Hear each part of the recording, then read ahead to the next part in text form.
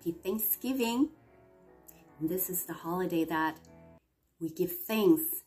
We give our gratitude to the Lord who has taken care of us in the past year. And a lot of people celebrate by gathering in the dinner table with our family or friends with turkey. And I found a list online that there are quite a few things that people do on Thanksgiving, and let me read it to you. So a lot of them watch the Macy's Thanksgiving Day Parade, and some of them, they like to break the wishbone for good luck. You know, the turkey wishbone. And almost everyone would eat a traditional Thanksgiving meal. And after that, they would take a nap. And some around the dining table, they would share what they're thankful for. And some would watch American football game. And some spend the holiday with friends, and they call it Friendsgiving. And there are others that would run a turkey trot, a foot race. You know, for many, our Thanksgiving holiday is very much tied to the image of pilgrim dining with Native Americans feasting on turkey, squash, corn on the cob.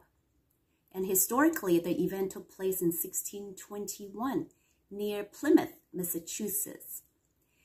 Pilgrims gather with the Native American friends to celebrate in Thanksgiving of that year's successful harvest. And many years later, in 1789, George Washington proclaimed November 26th of that year to be a national day of thanksgiving and prayer, to recognize the role that God plays in creating this new United States of America, and also the role that God plays in this new federal constitution. And do you know that Thanksgiving really originated long before the Pilgrim? Arguably, the origins of a formal day of Thanksgiving are surrounded not by turkeys, but by lambs, sheep, and goats. And it goes way back to the time of Moses. Let me explain. Well, among the Jews, many require offerings and sacrifices. They also have voluntary offering, voluntary acts of worship, and voluntary commitments. Among those voluntary offerings was peace offering. What's peace offering? The idea of peace offering is not only making peace with God, but recognize that peace is already existed between God and humanity. And so the people usually, they offer the peace offering after the sin offering and the burnt offering. They sprinkle blood for atonement and for forgiveness and justification from God. And after that, if the people want, then they would offer a voluntary sacrifice. And this one, they call it a gratitude or thanksgiving offering. And some translators call this fellowship offering because it is the only sacrifice of which the one who offers may eat part of it. Because like sin offering, burnt offering, they don't get to partake any of it, and they give it to the priests and the Levites. And so this thanksgiving offering or fellowship offering, they not only partake part of it, but they also share with the people around them. They share with the priests, they share with other people. So this thanksgiving offering not only involves fellowship with God, but also fellowship with one another and center on eating together. And if you want to look up more, this is in Leviticus chapter 7, and specifically from verse 11 to verse 15. You know, several elements in this passage could be the model for our Thanksgiving celebration. The author of this article, his name is Carsten Jordash. He wrote in 2018 in the Adventist Review. He said there are 3 things that we can model after this passage. First of all, he said that model after their Thanksgiving involves in sacrifice. You know, the ancient Jews' Thanksgiving center on sacrifice, right? And the one doing the Thanksgiving would sacrifice something precious as a token of thankfulness.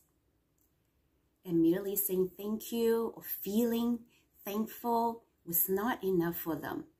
A 3-minute prayer at the Thanksgiving table was not enough.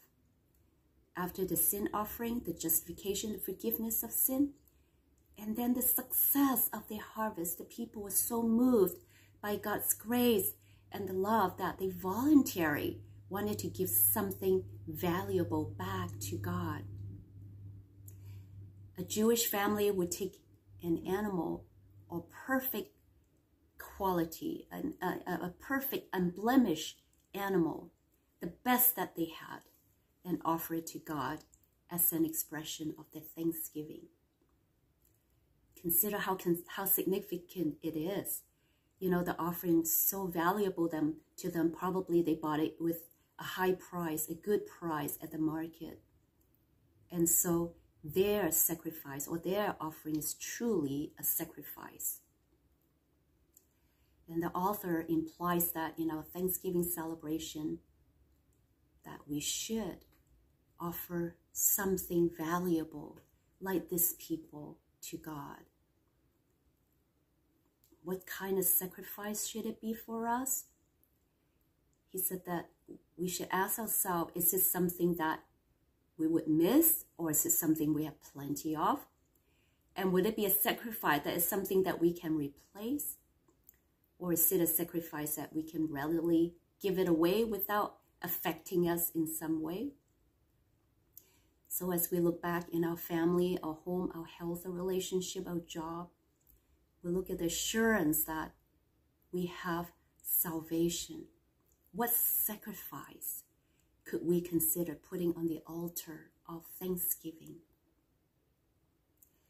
The ancient Jewish people also brought bread to the Thanksgiving fellowship offering, and it was God's instruction. At first glance, we may be tempted to think of bread. Well, bread is very common, even cheap, right?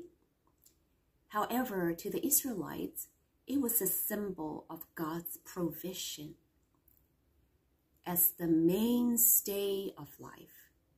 Bread came to be a primary symbol for life and sustenance. So bread was part of the offering of thanksgiving because it represented life itself. And therefore, the bringing of one's life as a sacrifice of thanksgiving. Well, God essentially is saying that if you want to bring a meaningful sacrifice of thanksgiving, why not start by bringing me yourself, your life?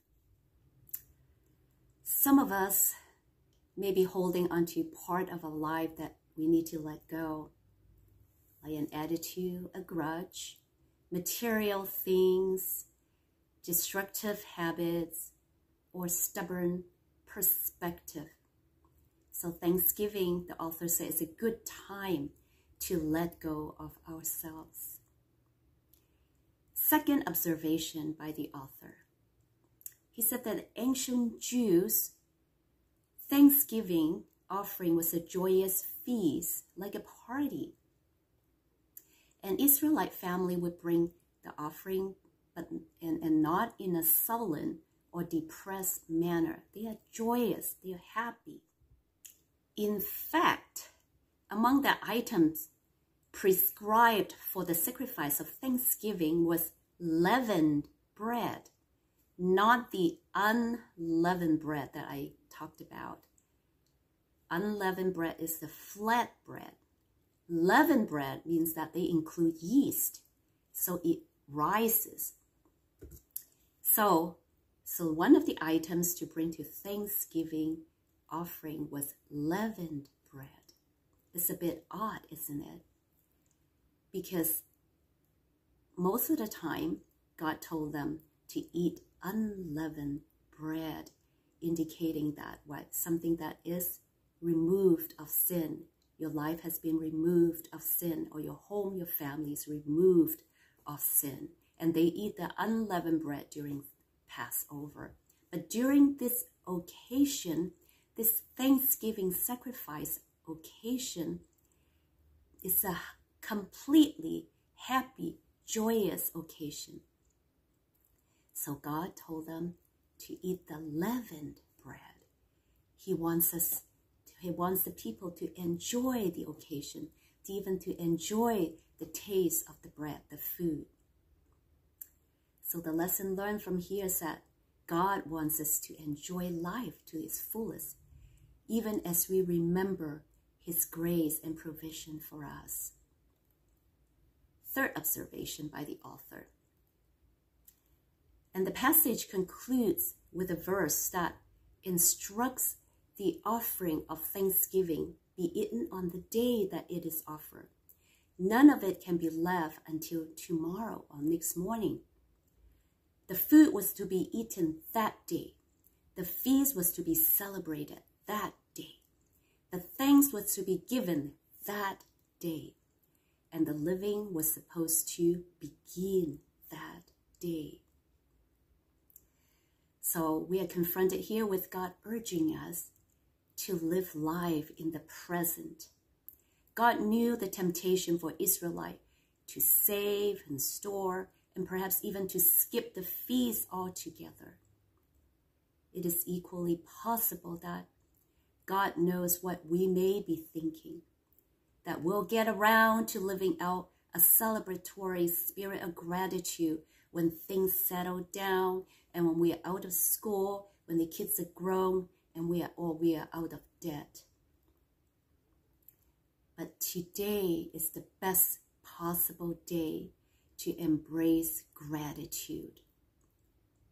So the author here has a Thanksgiving challenge for everyone. As we celebrate Thanksgiving, consider the following challenge. First, let's come individually to the altar of Thanksgiving, carrying with us a tangible and worthy sacrifice of thanksgiving. Second, let us accept God's gift in return, the gift of a life full of meaning and full of joy. Accept a place at the feast that He has prepared for us this Thanksgiving season. Finally, and let us seize the moment so that our offering of thanksgiving will not sit around until tomorrow. Genuine thanksgiving cannot wait until tomorrow, because God is alive and active in our life today. Happy Thanksgiving.